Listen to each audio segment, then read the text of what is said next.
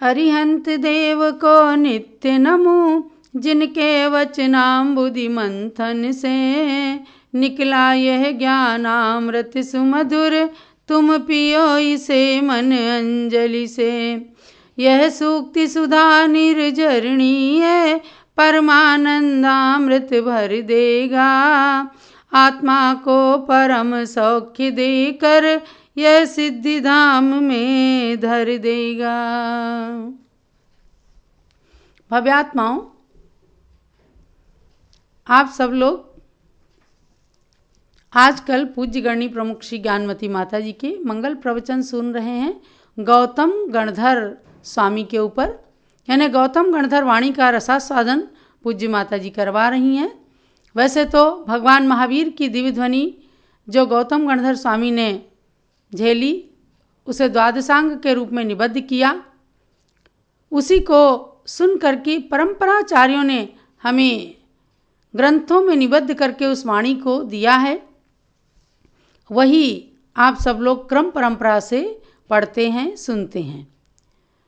किंतु साक्षात गौतम गणधर की वाणी को सुनने और पढ़ने का महत्व ही कुछ अलग है।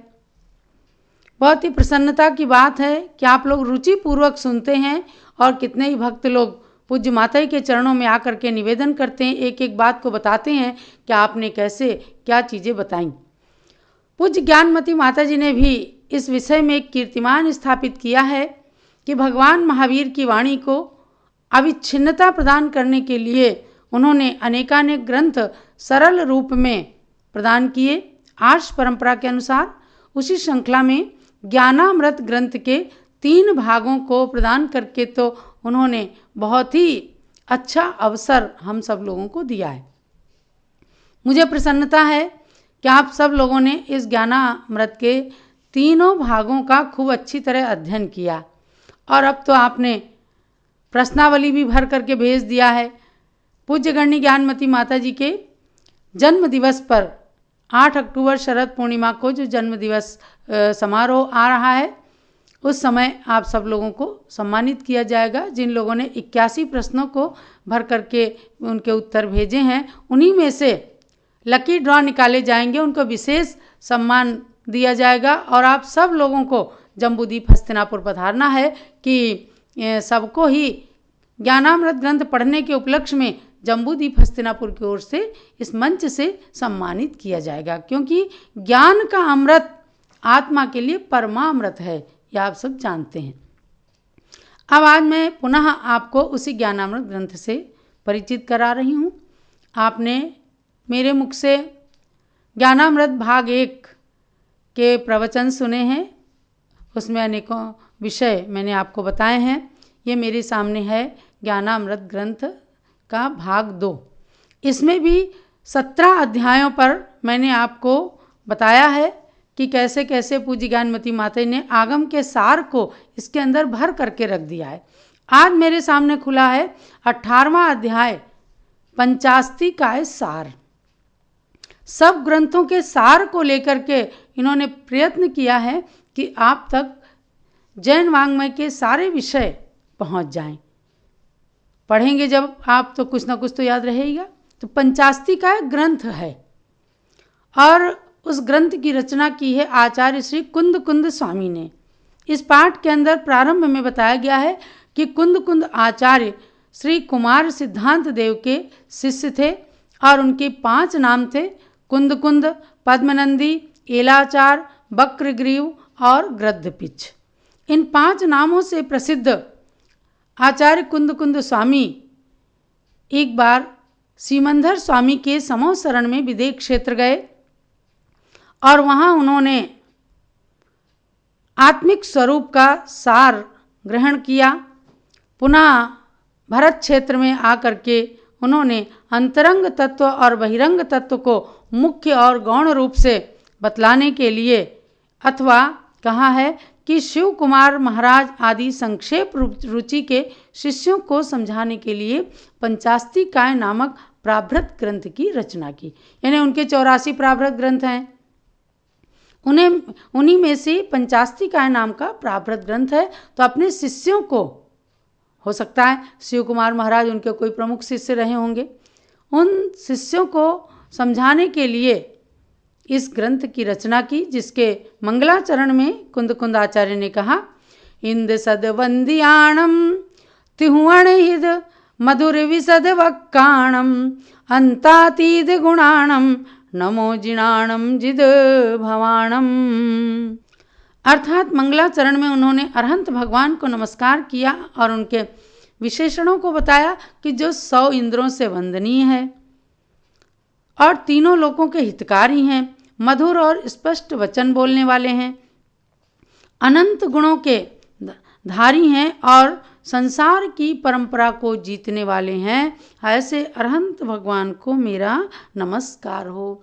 यह मंगलाचरण इसलिए किया जाता है कि ग्रंथ की निर्विघ्नता से समाप्ति हो और पढ़ने वाले, रचने वाले सबका मंगल हो। इसलिए इसमें बहुत सुंदर मंगलाचरण की परिभाषाएं बताई हैं तथा एक बात बताई है कि भगवान की दिव्य ध्वनि 718 भाषा रूप परिणमन करती है, तो उनमें से 700 तो क्षुद्र भाषाएं यानी लघु भाषाएं होती और 18 होती हैं महाभाषाएं।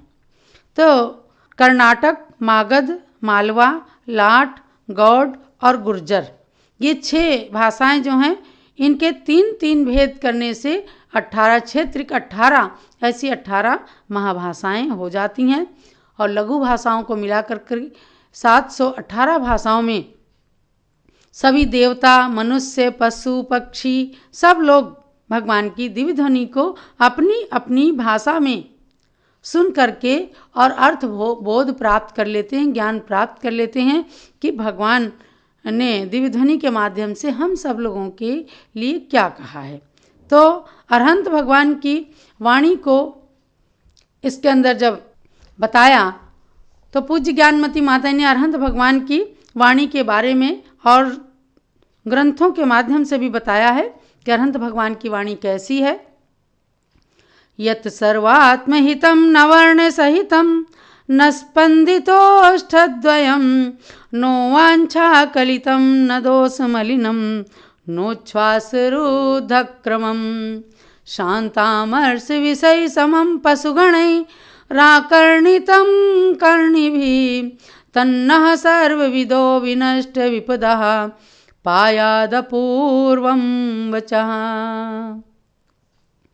अर्थात सभी जीवों का जो हित करने वाले हैं, अक्षर रूप वाणी न होने से जो अनक्षर रूप है, दोनों होठों के हलन चलन के बिना जो उत्पन्न होती है, सर्वांग से दिव्य ध्वनि रूप ओंकारमयी दिव्य ध्वनि की रूप में प्रकट होती है, इच्छा के बिना जो वचन प्रकट होते हैं, दोषों से रहित होते हैं, श्वासोच्छ्वास रुकने का जिनके क्रम नहीं है और क्रोध रूपी विष को शांत कर परस्पर के वैर भाव से रहित हुए पशुगण भी जिसे सुनते हैं और जो वचन समस्त विपदाओं को नष्ट करने वाले हैं, ऐसे भगवान अरहंत देव के दिव्य ध्वनि के वचन मेरी रक्षा करें।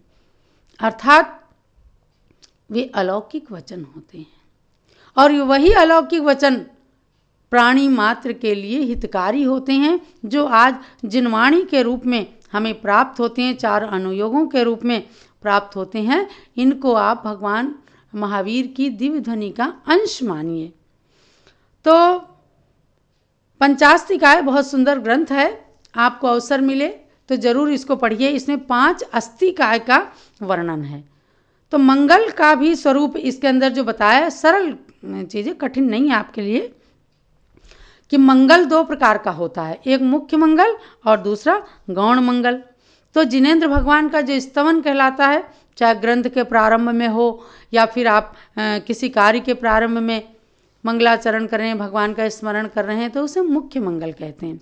और गौण मंगल के लिए कहा है कि लोक व्यवहार में जिन्हें मांगलिक माना है, वे वस्तुएं भी मंगल स्वरूप हैं, गौण मंगल स्वरूप हैं।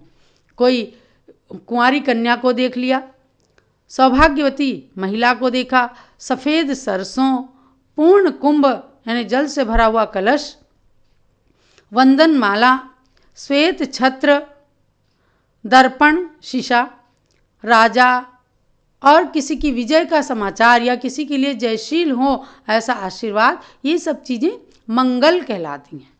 आप कहीं जा रहे हैं, आपको सामने हाथी दिख गया तो समझो आपका कार्य सिद्ध हो गया।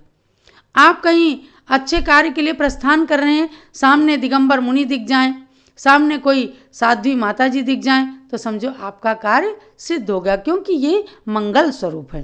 तो इन सब चीज़ों को आप पढ़ें इसके अंदर कि मंदिर के बाहर बंधनमाला टांगते हैं, जिसे आप बंदरवाल कह देते हैं। ये मंगल रूप बहुत हैं, बहुत सुंदर हैं। यानी मंदिर में भी नहीं घुसे, उस बंधनवार को देख लिया, आपके लिए मंगल स्वरूप हो जाएंगे। ऐसी चीज़ें आप पढ़िए कि कई बार मंगल का भी मंगलाचरण करते हैं, मंगल का भी मंगल करते हैं। यानी आप कहेंगे मंगल का मंगल क्या करना, तो जैसे भगवान है मंगल स्वरूप हैं, लेकिन भगवान की स्तुति करते हैं।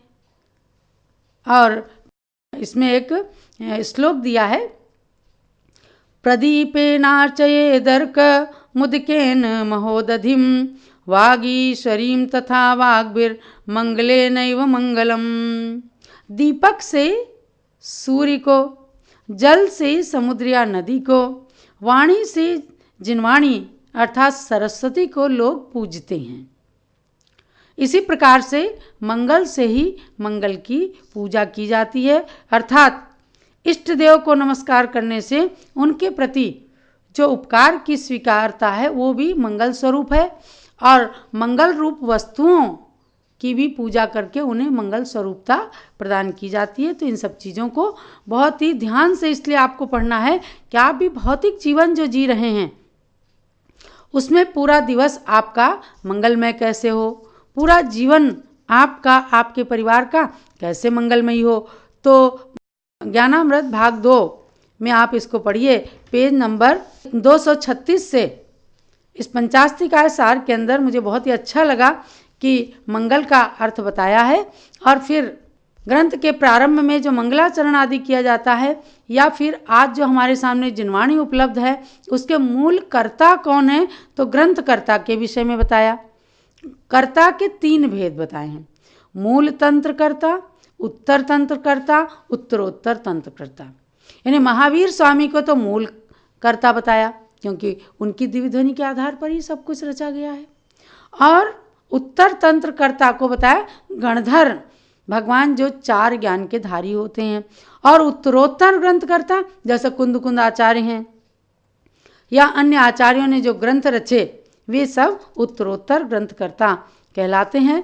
तो इनके वचनों को भी भगवान की वाणी ही समझना चाहिए। इन सबको कह करके पुनः इस ग्रंथ के अंदर, यानी पंचास्तिकाय ग्रंथ में, जिसका वर्णन पूज्य ज्ञानमती माता जी ने ज्ञानामृत में किया है, तो उसमें जीव, पुद्गल, धर्म, अधर्म और आकाश, इन 5 अस्थिकायों का वर्णन किया। यानी 6 द्रव्य होते हैं, उनमें काल द्रव्य को छोड़कर 5 द्रव्यों को अस्थिकाय ये संज्ञा बताई है।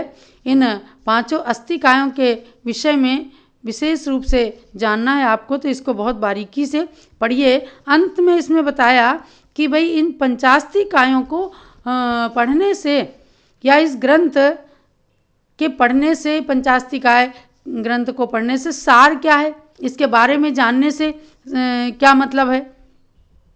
तो ये कहा गया है कि जब तक हम लोग वीतराग निर्विकल्प अवस्था रूप ध्यान को नहीं प्राप्त कर पाते हैं, तब तक हमारा कर्तव्य है कि हम वस्तु के स्वभाव को समझकर उस पर दृढ़ श्रद्धान करें। जब आप पढ़ेंगे जीव, पुद्गल, धर्म, अधर्म और आकाश क्या है, तो जीव तत्व पर आपको विशेष श्रद्धान करना है। बाकी चीज़ें भौतिक हैं। इन्हें कि द्रव्य को पढ़ने का सार यही है कि आत्म द्रव्य को पहचाने, और बाकी हेय तत्व समझ करके सबको छोड़ना है। लेकिन जब तक जानेंगे नहीं सबके बारे में, तब तक क्या ग्रहण करें क्या छोड़ें इसको आप जान नहीं सकते।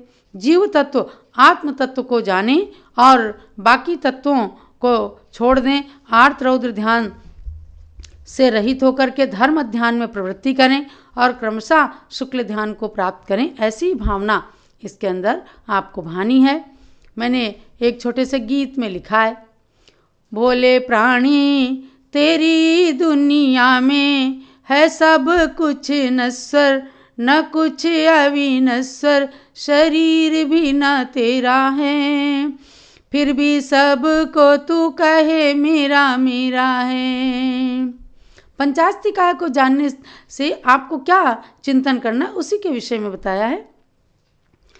टंकोत्कीर्ण अमूर्तिक केवल आत्म तत्व है अविनश्वर, उससे जुड़े वचन मन काया का व्यापार सभी नश्वर। क्षण भंगुर है जीवन के क्षण, मिले नहीं अक्षय कण, तू है ज्ञानी आत्मविज्ञानी तत्व श्रद्धानी, शुद्धात्म तत्व तेरा है, फिर भी सबको तू कहे मेरा मेरा है।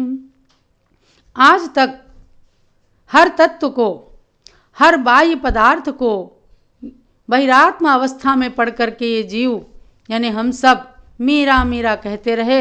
इन ग्रंथों को पढ़ने का सार यही है कि आत्म तत्व को समझें और पंचास्तिकाय के महत्व को जानें।